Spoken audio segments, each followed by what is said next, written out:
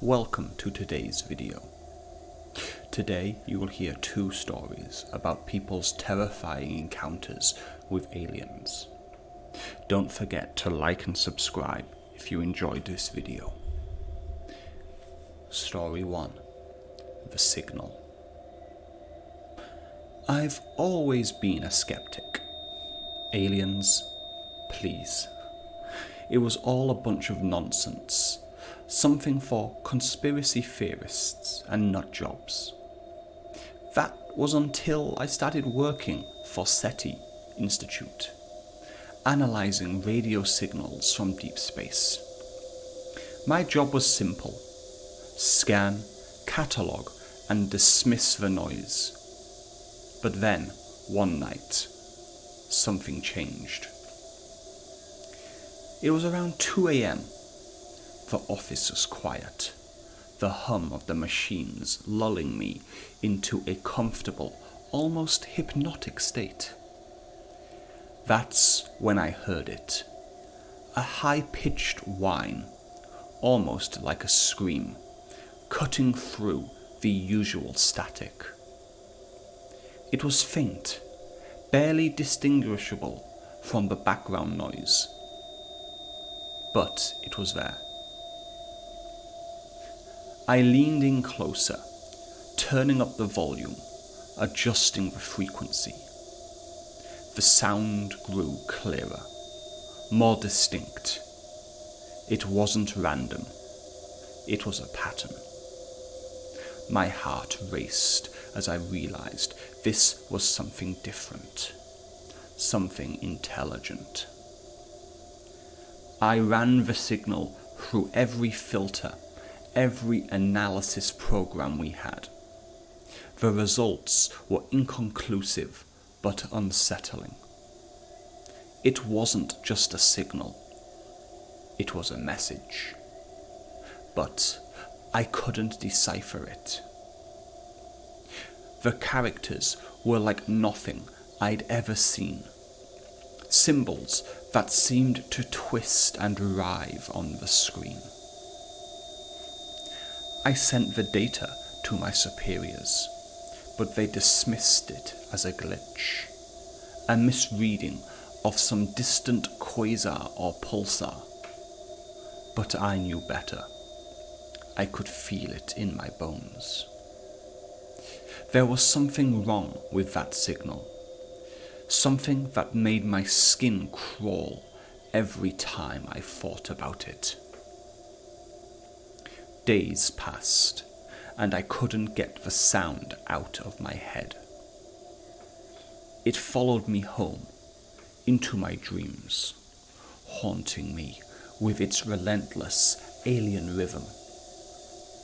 I started hearing it everywhere, in the wind, in the hum of the refrigerator, even in the beating of my own heart. I started to lose track of time. Days bled into nights. My reflection in the mirror became gaunt, hollow-eyed. A stranger staring back at me. The signal was consuming me, pulling me into some dark, incomprehensible void. Then, one night, I woke up to a new sound. It wasn't coming from the machines. It was coming from inside my house. A soft, wet slivering, like something dragging itself across the floor. I froze, my heart pounding in my chest. Slowly, I turned my head toward the door. And that's when I saw it. A shadow, long and thin, moving in the darkness. It wasn't human. It was here. I tried to scream, but the sound caught in my throat. A choked gasp. The shadow moved closer, its form becoming more distinct.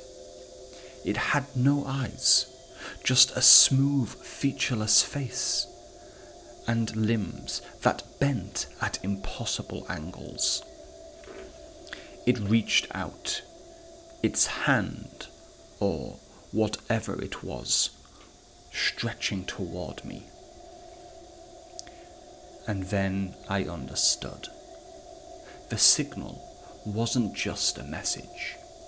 It was a beacon, a call, and it had found me. I couldn't move, couldn't breathe as it loomed over me. Its touch cold and slick against my skin. The last thing I saw was its face, or the absence of one, staring down at me before everything went black. When I woke up, the room was empty, the signal was gone, but I knew it wasn't over. I could feel it deep inside, something crawling beneath my skin, something that wasn't me. And as I stared into the mirror, I realized the truth. I wasn't alone anymore. It was inside me, watching, waiting, and there was nothing I could do to stop it. The Harvest. We had always heard the stories, living in the middle of nowhere, in the flat, endless expanse of the Midwest. Tales of strange lights and odd occurrences weren't uncommon, but they were just that, stories. Until the night they came. It started with the cattle. We found them one morning, scattered across the fields, their bodies mutilated in ways that no predator could have done. Precision cuts, organs missing, the ground around them scorched in perfect circles. My father said it was the work of some sick individuals. But I knew he was scared. We all were. Then the lights began. At first, just faint glows on the horizon, easy to dismiss as planes or satellites. But they grew brighter, closer, hovering over the fields in complete silence. There was no engine sounds, no wind, just an eerie, pulsating hum that set your teeth on edge. One night, the lights descended over our barn. I'll never forget the way they lit up the structure, turning the old wood into a blazing beacon of white. My father grabbed his rifle, but there was nothing he could do. We just stood there, watching as the barn doors creaked open on their own. Something was inside. I could see movement in the shadows, something shifting, slithering across the ground. It was too dark to make out, but I could feel its presence, cold and malevolent. My mother screamed, and that's when they appeared. They weren't what I expected. They were tall, impossibly so, with elongated limbs and pale, smooth skin that seemed to shimmer in the light. Their heads were large, bulbous, with deep black eyes that reflected no light. Just endless voids that seemed to pull you in. One of them pointed at us, and suddenly I couldn't move. My body was frozen, paralysed by some unseen force. I could hear my mother crying, my father shouting, but I couldn't turn to look at them. All I could do was stare into those eyes, those empty, soulless pits. They moved towards us with a fluid grace, their feet not quite touching the ground. I felt a pressure in my head, a searing pain that made me want to scream, but I couldn't. They were inside my mind, rifling through my thoughts, my memories, my fears. Then, just as suddenly as it began, the pain stopped. I collapsed to the ground, gasping for air. But they weren't done. I watched in horror as they turned their attention to my parents.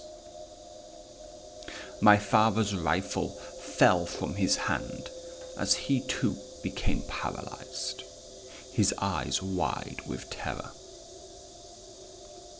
They reached out their fingers, or whatever they were, extending unnaturally long, wrapping around my parents. There was a flash of light, and then they were gone. Just like that, my parents, the aliens, the lights, everything disappeared, leaving me alone in the darkness. The authorities didn't believe me. They said my parents had simply vanished, probably ran off, or maybe there was a gas leak and I hallucinated everything. But I knew the truth. Every night since, I've watched the skies, waiting for the lights to return. I know they will. I can feel them, out there, watching me, waiting for the right moment to come back and finish what they started. I don't know why they chose us, why they left me behind, but I know they'll be back, and when they come, I won't be able to stop them. I don't think anyone can, because they aren't just here to observe, they're here to harvest, and sooner or later, they'll come for us all. Thank you for watching or listening to this video. If you liked this video, please hit like and subscribe to stay up to date with more horror stories from the narrator.